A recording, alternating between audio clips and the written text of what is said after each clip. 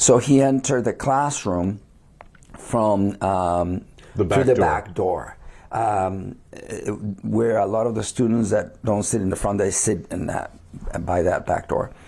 And at that moment, we all kind of froze. I think somebody said something about a shooter, and one of my students, and everybody panicked. Some froze. I think a lot of them stood up. Some of them froze in place. Some of them, I don't know if I screamed, just find cover, go under the desks. A lot of them went under, curled up in a ball and under their chairs, and others run.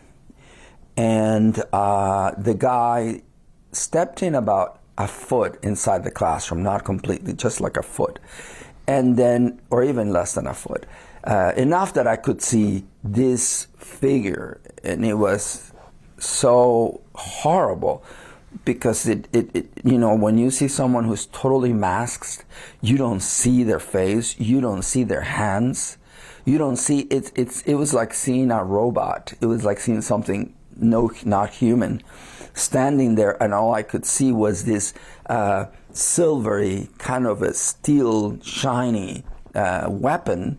I don't think it was a pistol. I think it was something larger than that. And then I could hear then the shots, and they were just as loud as the ones in the hallway. And it was just a nightmare. I think everybody under adrenaline did whatever they could.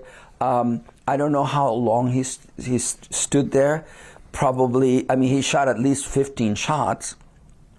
One after the other, one after the other, one after the other. Bang, Bang, bang, bang, bang. He stepped out. And at that moment, because I don't recall what I did between his starting to shoot and what I'm going to tell you just now, my intuition told me he's walking down the hall and he's going to enter through the door I'm closest to. So I threw myself at that door, and I squatted, and I held the door like this so that my weight would keep it from, and I was putting my foot on the wall and holding like this so that he couldn't open it. All the time aware that he could just shoot the door handle and open it. But the only thing I thought I could do was that. At least I'll attempt to stop it. And that lasted for about 10 minutes. It was an eternity, or 12 minutes.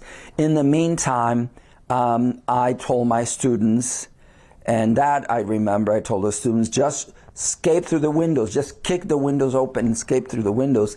And the first line of windows closer to the rows of seats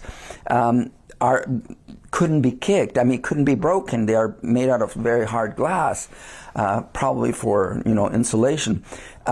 So they attempted, they couldn't open those. But then the second set of windows higher up, they were open, and there was big enough an opening, so they started escaping that way. In the meantime, the rest, there were quite a few on the floor, wounded, and I had some kids that were very heroic, and were helping those that were wounded.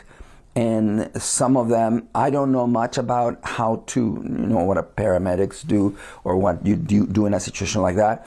But my students kind of knew what to do. So they were trying to cover the wounds with their hands so they didn't bleed to death. I think I'll be haunted by it. I definitely don't want to go to Berkey Hall because I couldn't go into that classroom after what I saw. I think the administration is going to move my class to a different building, same time but a different building. I don't know if I'll be nervous every time I teach. I don't know if I will. I don't know what the university is going to do, if they're going to put locks in rooms so that you can lock the room from the inside. I think that's one of the things that might happen. I don't know. That means we're going to have to use gate cards to enter into a building and leave. But what does that say about our society?